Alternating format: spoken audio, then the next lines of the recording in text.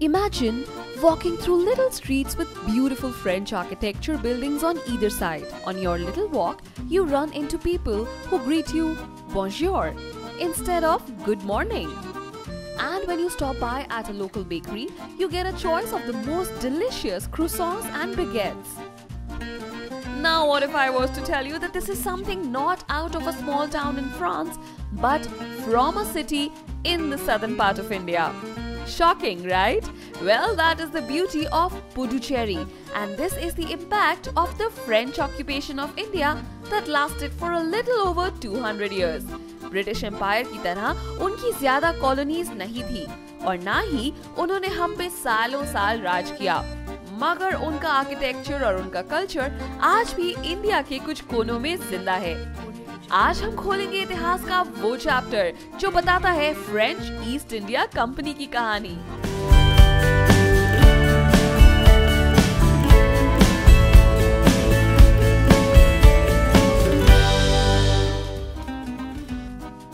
Europe से व्यापार के बहाने इंडिया आने वाले देशों में से फ्रांस सबसे आखिरी देश था।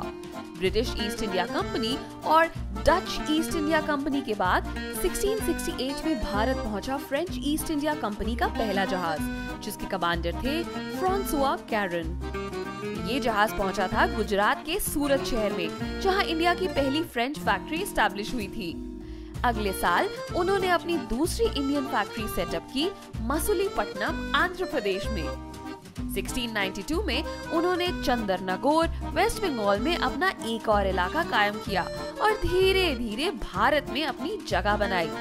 But the most important of these territories was the one that they acquired and started building with permission from the Sultan of Bijapur. This territory was built into an important stronghold for the French, and to this day carries a lasting legacy of the French occupation of India. Yes, you guessed it right, we are talking about Puducherry. But before it became Puducherry, it was called Pondicherry. 1673 में जब बेलांजर de Lespine India आए तो उन्होंने पुडुचेरी को French administration में ले लिया और वहां से सफर शुरू हुआ पुडुचेरी को एक छोटे से फिशिंग विलेज से एक कामयाब पोर्ट टाउन बनाने का। Francois Martin was the first Governor General of Puducherry, and under him, not only did the city see remarkable growth, but also became a strong center of French trade. There were periods when the Dutch and British captured the city, but later when peace treaties were signed, the city was handed back to the French. After India gained independence, a general election was held in Pondicherry to decide whether they would merge with India or remain a French territory. With a huge majority, the result was in favor of merging with India. But due to opposition from the French government, the actual merger happened later, only in 1962.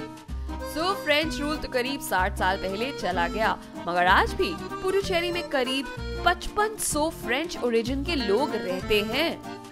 शुरुआत में जब French east India company ने भारत में कदम रखा था, तो उनका इरादा व्यापार का ही था, मगर 1741 में पुडुचेरी के सबसे famous governor Joseph François duplex ने फैसला किया कि व्यापार से आगे बढ़कर फ्रांस को इंडिया की कुछ टेरिटरीज को कॉलोनाइज भी करना चाहिए।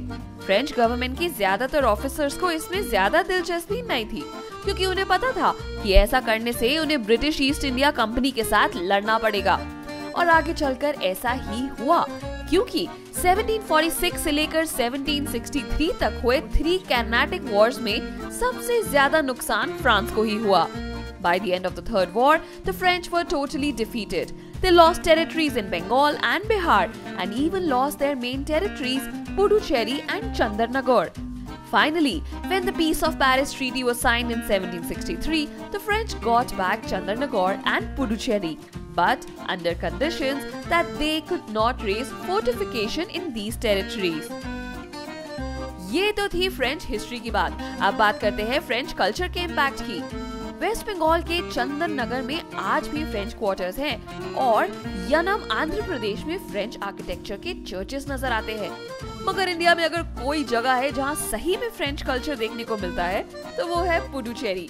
पुडुचेरी एक तमिल वर्ड है जिसका मतलब है न्यू टाउन मगर पुडुचेरी में कदम रखते ही आप समझ जाएंगे कि नए के साथ साथ यहाँ पुरानी बिल्डिंग्स और पुराने कल्चर को बहुत खूबसूरती से संभाल के रखा है। The city is divided into two parts by a canal that runs across it, the French quarters and the Indian quarters.